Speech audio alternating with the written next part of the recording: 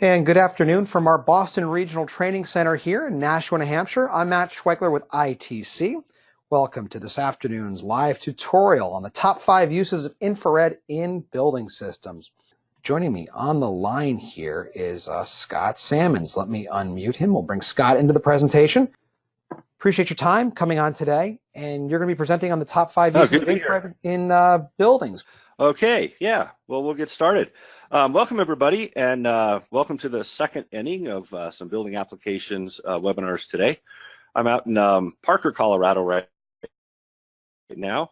Beautiful late summer day out here, and kind of a good time to look into this stuff with winter coming on and people wanting to check on making sure that their installation's up to snuff and that that everything's behaving the way it should in your building. So this is going to be primarily about homes, but a lot of the stuff we will talk about could be extrapolated and used for other building applications as well.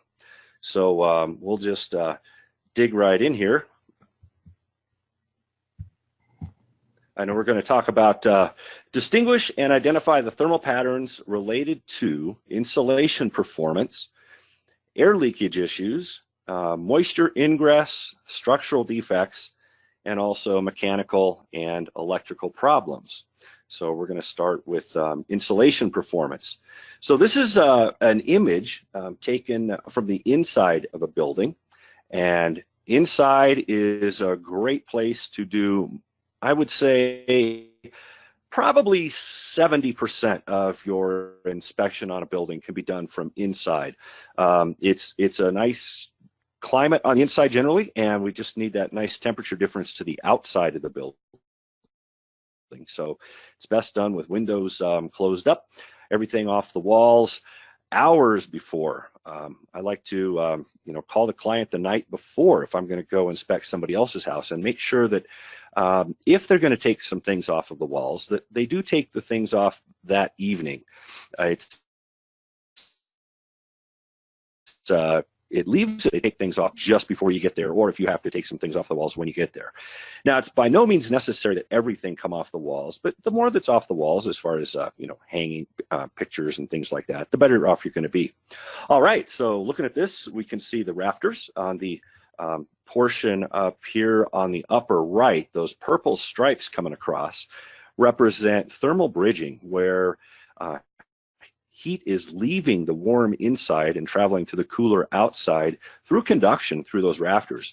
Any normally built house, you're going to see that. So it's not ideal. Houses can be constructed a little bit differently, but on a normally built house, that's what you're going to see. And that is not normally something to be of concern. Those rafters just pull the heat through due to conduction.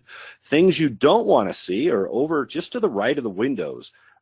We see some areas that are definitely lacking in insulation. So the blown cellulose has settled or possibly wasn't applied properly in the first place, and we have some gaps. So that's something we'd hope not to see. Of course, those ideally would be corrected. All right, here's another couple looks at buildings. We have some settled cellulose insulation where we can see the purple. This is another example of warm on the inside and cool on the outside. So the areas that have insulation deficiencies are going to be the darker colors. So those purple areas are representing deficiencies in insulation. There's an area in the second stud bay from the left that shows a pretty good area where it's missing insulation. That, I would say, is more likely due to poor application of the insulation to begin with. And if you see a scalloped appearance near the tops of stud bays, that's where the insulation has just settled. But when it settles more than a couple feet, that's probably some poor workmanship. Either way, that is something that should be addressed. So that would need to be ideally taken care of, and that could be done by just adding more insulation. Okay, over on the picture on the right-hand side, we've got a big area of missing insulation, and also along the top there, those stud bays, you can see those purple areas that represent missing insulation. Now that big purple line right at the corner, that is just structural. That's where the structure comes together that makes the corner of the wall. And in a well-built house, that's the goal in mind for building that house is energy efficiency, you wouldn't see that. But in a normally constructed house, that's quite normal. That's nothing to be alarmed about. You're going to see energy transfer happening through thermal bridging at almost every single corner, and that's corners along the ceiling, corners along the floor, and then the vertical corners where the walls come together. So what we would want to address, though, is the area where the cellulose has gapped down. Yeah, Matt. Question just came in from. Hello? Oh, can you hear me okay? Yeah. No? Okay. Yeah, I sure can. Yep. Question came in from James about could it be compressed insulation? And that's, in this case with cellulose, it's very likely a settled cellulose, as you'd mentioned. It's not really an issue with compression. It's just they didn't put it in with a high enough density in the cavities. That's the example there on the left that I think you're asking about, James, perhaps. But I just wanted to address that for James. He was asking about could that be an image of compressed insulation. In this case with cellulose, it's very likely just not blown in with enough density. That's why we're seeing it. Sounds good. Yeah, sounds really good. All right, we'll move over to the next image. And here we have some fiberglass bat insulation, and this is going along an angled ceiling. And it's a warm interior, again, looking to a cold exterior. And we can see the purple stripes where the rafters are conducting heat up through. Again, that's a normal situation. What we really don't want to see are the purple areas. If you can see my cursor moving along, those purple areas represent areas where it was either just not put in or not put in properly. One of the downfalls of fiberglass bats is their ability to insulate is highly dependent on how carefully they're installed. And if it's just a unwrap, unroll, slam it in, move to the next space kind of an installation, fiberglass bats don't perform very well. But if they are properly tucked in so that the face sheet of paper meets the drywall, whether it's the ceiling drywall or the drywall on the wall, if those meet up really well, it's going to provide some really nice insulation. So this could just be, some poor workmanship where they might have just been slapped in haphazardly. It definitely looks like it's been insulated in these places. It just looks to me like it's not properly installed. So, and then again, we have some areas over above the window. Now, above windows, a lot of times those are headers and they're solid and they don't get insulated well. There's really, in some cases, no place to put insulation. So that's another thing to keep in mind. How well is the installation working, and what exactly is the building structure there that would allow for insulation?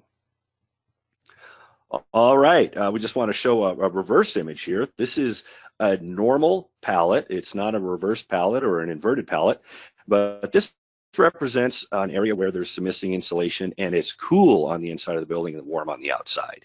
So just looking up at a couple areas on a ceiling that weren't properly insulated. So those bright yellow areas are allowing the heat to conduct from the warm area up above down into the ceiling. One thing I want to point out when you're doing building inspections, a really nice technique is to bring the camera up to the wall, or not to the wall, but within a couple feet in the auto mode on the auto level and span, and then go to the manual mode. And whether you have manual mode or locked mode, simply go off of the auto setting. That will lock the top end and the bottom end of your level and span. Keeps the image nice and stable. You're already auto-tuned to just about everything you're going to look at. And then as you come to areas that have maybe a table lamp, or maybe the homeowner walks by, something like that, it's not going to mess up your span, and your vision will remain stable on the screen. So really nice technique. Comparing apples to apples that way, it's really easy to find out where there's insulation missing and where there's not. One thing I want to point out, we just did this little session on insulation, but pretty much anything you do with thermography, expect the unexpected. So we found a possum on this image sitting up there on top of the ceiling. So just something to keep in mind. You have one task at the forefront, which is checking on insulation, but you may find a electrical issue. You may find bees, rodents, ants, other types of things that I'm sure the homeowner would be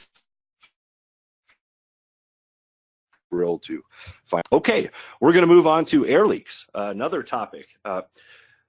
Air leaks are often found in buildings if you can use a blower door. And the blower door, it's a blower door fan, is used to pressurize or depressurize the building.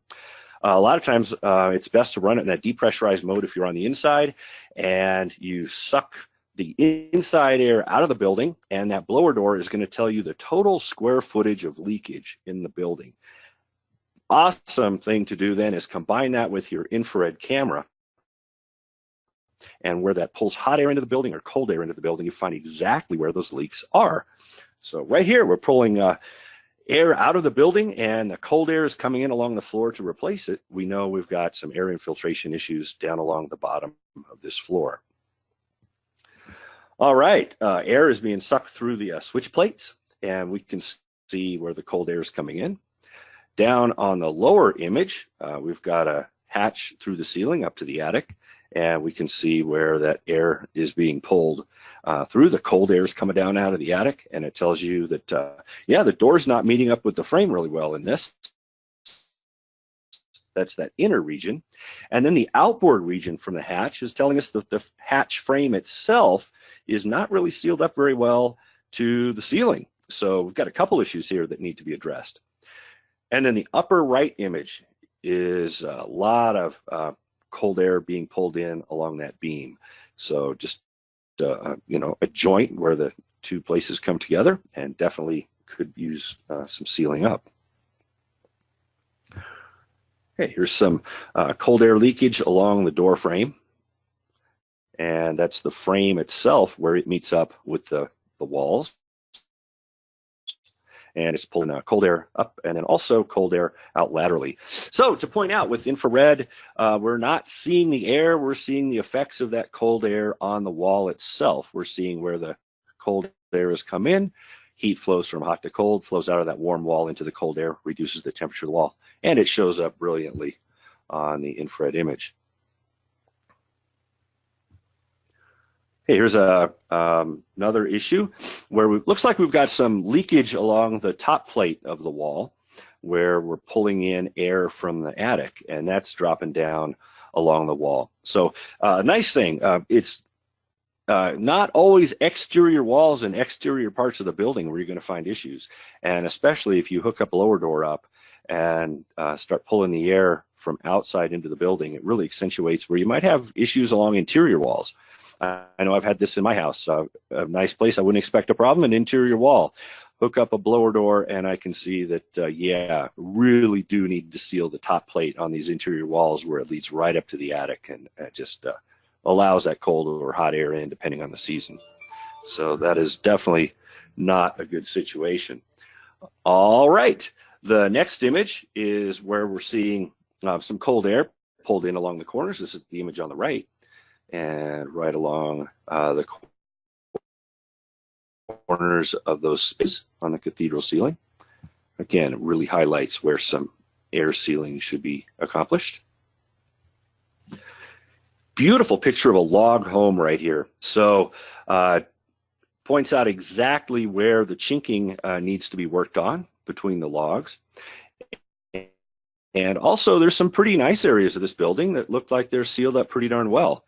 And then looks like a can light or penetration right up here. Of course, that lets a lot of your nice heat out and cold in through can lights. So this really highlights that type of situation.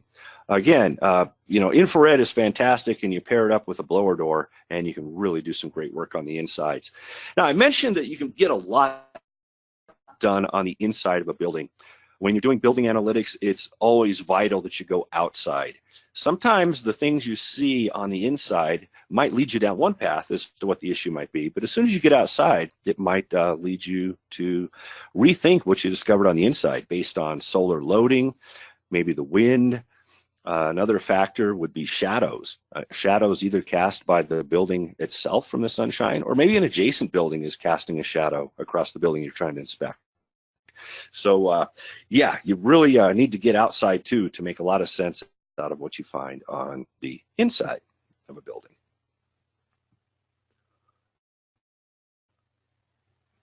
Okay, moisture. We'll take a look at a few examples of moisture.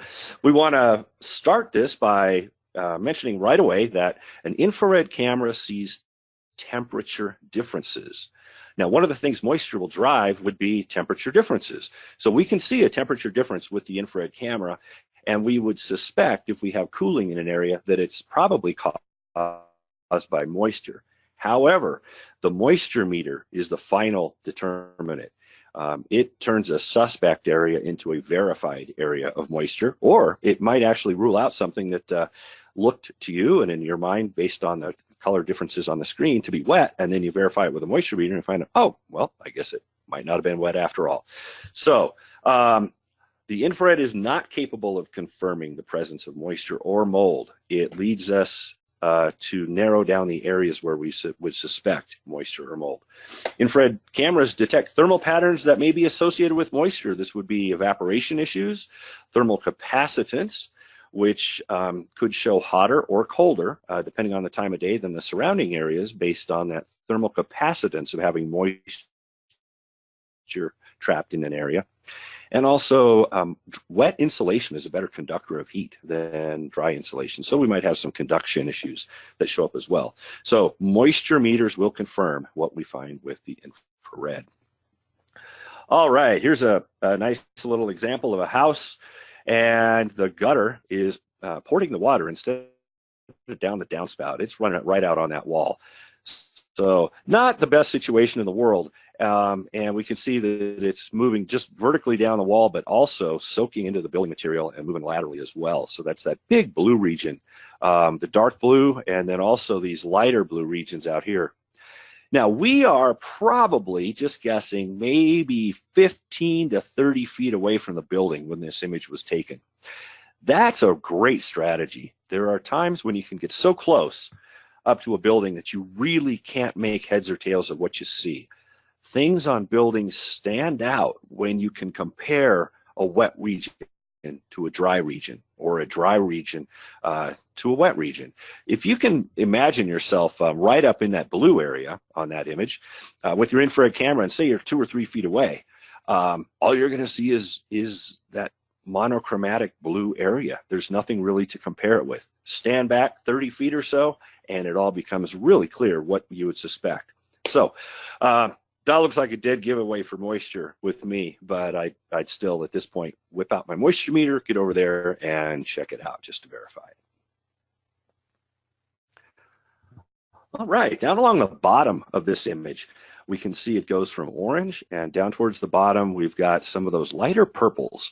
And those purples are indicating areas of evaporative cooling, most likely.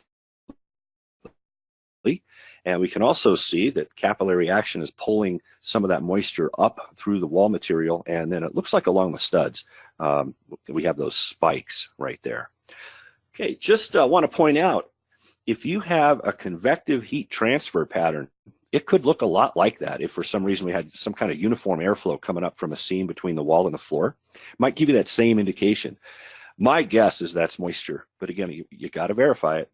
Get the moisture meter and check the moisture levels down in that purple area, and then you might check it up above too, just for comparison's sake.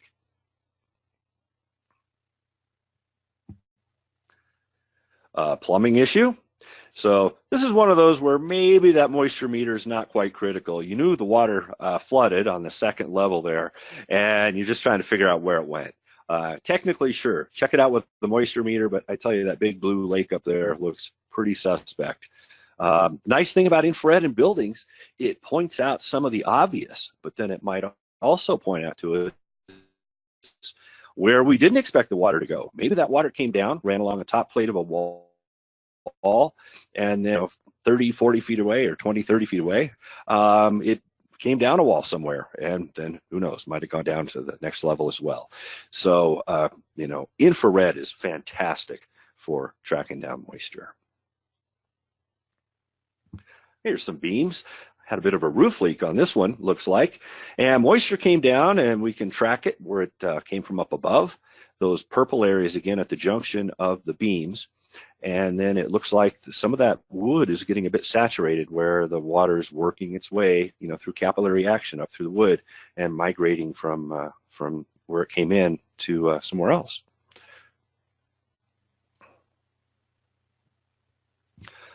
All right, another roof leak.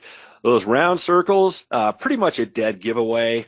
I'm not sure a moisture meter would be really necessary in this instance, but it's always a good idea. And then around from those obvious purple circles, which represent evaporative cooling from water, we've also got pretty evident that there are other areas as well, not just along the seam with the ceiling, but also potentially in the walls as well. So yeah, glad that one wasn't my house, although I've had a situation like that in my house before, but doggone it, that kind of thing happens. Okay, low slope roof moisture. This is the thermal capacitance application rather than evaporative cooling application.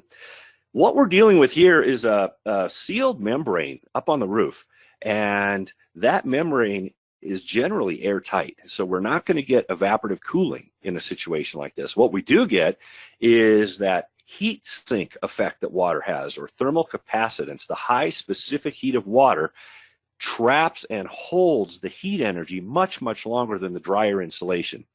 So the sun comes up on a nice sunny day, gets the roof nice and warm all over, including the moist areas. Then the sun goes down, nice clear night, radiant cooling is going to cool the surface of the roof. Where there's low thermal capacitance, nice dry insulation, that's going to cool off quite rapidly. So an hour or so after sundown, you're going to find these areas that appear to be warmer, and they truly are warmer. The question is, why is it warmer? Is there a heating duct running along right there under the ceiling, or maybe a vent fan or something over a stove that would cause heat? Or, if you can't logically come up with a good reason why it would be otherwise warm, it's probably water. In this type of a situation, you do a little moisture meter check, or possibly a core sample through the roof, and you can check it out. So I just want to point out here that this is a great situation where a thermographer and your thermographic skills goes a long way to finding water and rapidly increasing the speed of a roof moisture check like this. You're not poking holes randomly around the roof, but you should pair yourself up with a roofer, and that's the person qualified to patch those core samples back up to make sure that they don't leak once you've done a check to verify that it's moist. All right, structural defects. So here we have some SIP.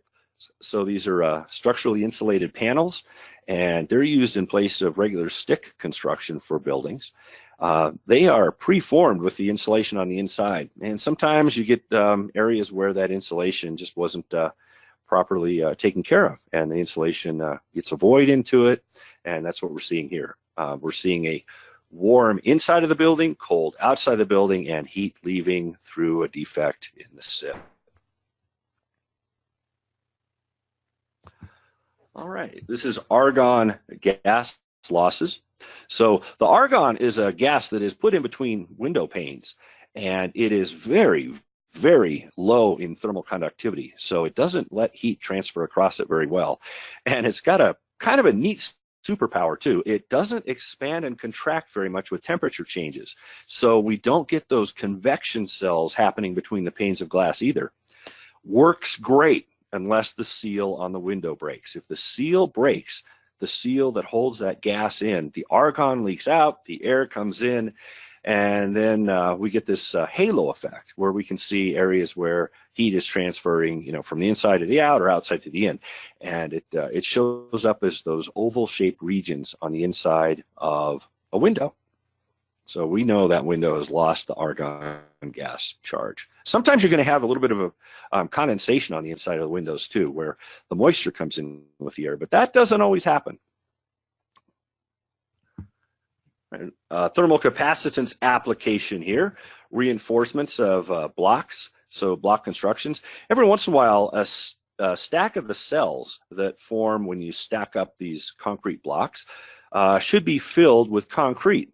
this is an indication where the concrete was definitely filled, but it doesn't go all the way up to the roof. It's generally the best idea to carry that filled cell all the way from the foundation to the roof, and that way the weight of the roof is transferred down the column to the foundation rather than through the blocks themselves.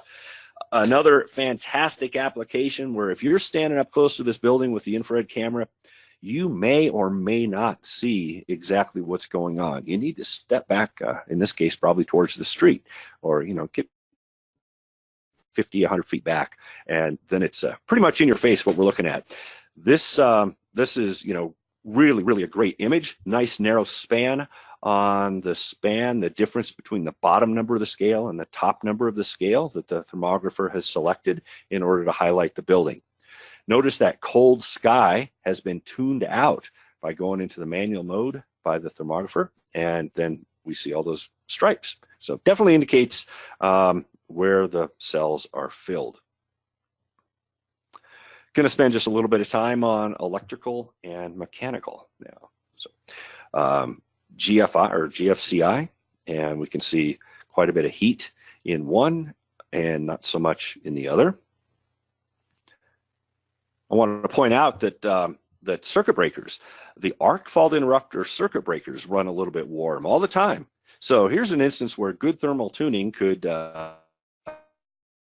make something look really drastic that may or may not be drastic. Light switch, a little bit of heat building up on the top of that switch.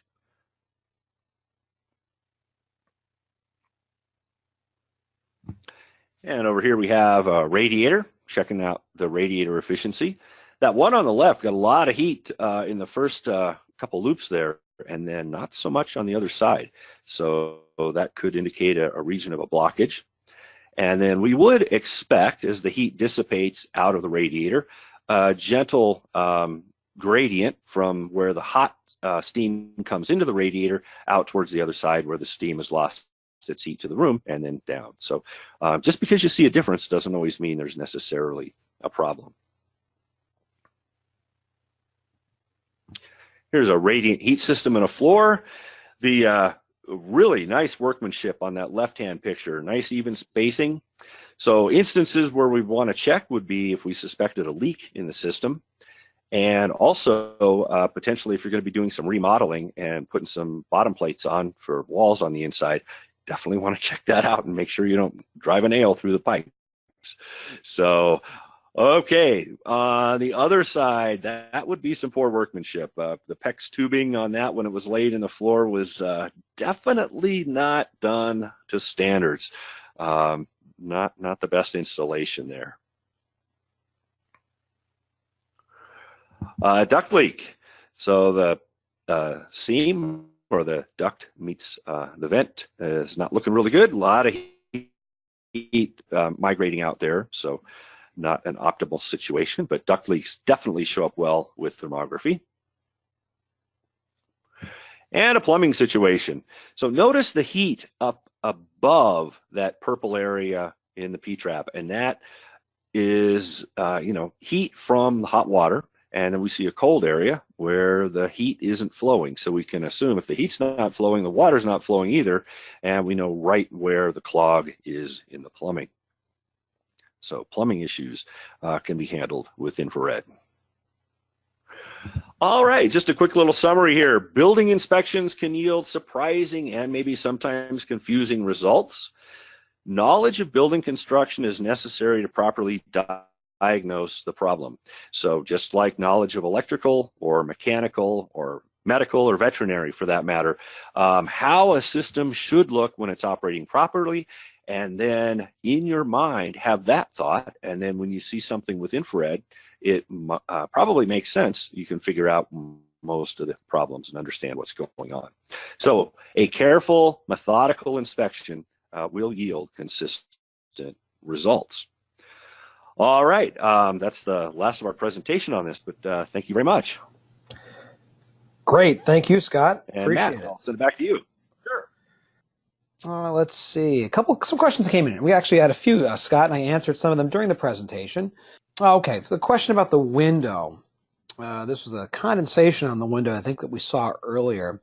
How can we verify that the inner condensation on the window is a problem, not a problem, I guess, with the window per se, but maybe is an issue with indoor humidity levels, Scott? I guess, how do we differentiate between those two? Yeah. If you have condensation on a window and it's on either the inner surface or the outer surface, now in this example of that question, it would be on the inner, the surface facing the inside of the building, that would be for moisture on the inside of the building. And it is, possible if you get it, plenty cold outside, that there's enough conduction going through that window that it's going to drop the temperature enough to hit the dew point in the house, and you'll have that. The condensation we're referring to with the gassed out window actually happens on the inside of the window between the two panes. And if we have condensation in there, we know we've broken the seal, because that argon is a completely dry gas, and there's nothing there that could form condensation unless the seal breaks. And that's when the moisture comes in with the air, and you get the condensation inside between the two panes. Carlos had asked this earlier, and I replied directly to him, but maybe you want to speak to this just briefly, because I'm sure other people have this question. What's the ideal temperature differential that you need from inside to outside to do a building inspection to check for, let's say, missing insulation, Scott? Yeah, there's really not an ideal. There's more of a minimum. The more, the better. But about the specs are, 5 Celsius or 9 Fahrenheit. And that's a bare minimum. You want to do even more than that. I like, 15 Fahrenheit or better, if I can get it. So there are some times a year when you just really can't get an inspection done unless you've got a way to modify the inside temperature. So that's another thing, in the spring and in the fall, in my climate anyway, you really have to be sure the homeowner knows that you do need to create a difference. And maybe on a cool morning, we'll warm up the heat a little bit, turn the heat on inside to create a nice difference. Or on, again, say a 70-degree day and a morning, something like that, when it's 70 degrees in and 70 degrees out, you have to explain to the homeowner, hey, turn on the AC to drive that temperature down as the outside warms up during the day, and you can create those temperature differences. And that's a minimum 5 Celsius, 9 Fahrenheit. That would definitely be what you want, like you said, for air leakage. And then I think ASTM C1060 says something, it says 18 Fahrenheit, 10 Celsius for checking for insulation performance-related issues. But as Scott, as you said, more is better. The bigger the temperature differential, the better off you're going to be. And that, by the way, doesn't matter if it's Fahrenheit or Celsius. We had a question come in about, does the centigrade or Fahrenheit offer a better thermal differential? There relatively is no difference between the two. It's the converted differential, you know what I mean? So, 18 Fahrenheit is also 10 Celsius. So that's the equivalent Celsius value. So they offer both those points to go along with. Let's see. Talked about moisture a little bit. People, looking for moisture. Moisture can be hot or cold, by the way. I don't know if we emphasize that enough, but moisture can be show up as a cold spot or a hot spot, depending on the conditions, depending on, as Scott had mentioned, thermal capacitance, evaporation, or even issues with conductive heat transfer. You can get things that are wet can show up as either warm or cold. I think that wraps it up for questions. Looks like we got everybody's question here answered. Remember, for the recorded webinar, infraredtraining.com/webinars. We'll have this posted here in the next week or so. And, of course, follow us on social media at Twitter, Facebook, YouTube, LinkedIn, or Instagram for the very latest announcements on upcoming training dates, special offers, useful tips and information, a whole bunch of good stuff here online with social media and ITC. Well, that'll do it for today. I'm Matt Schwegler, along with Scott Sammons. Thanks for joining us for today's live tutorial on the top 5 uses of IR in building systems, and we'll see you online again very soon. Take care. Have a great day.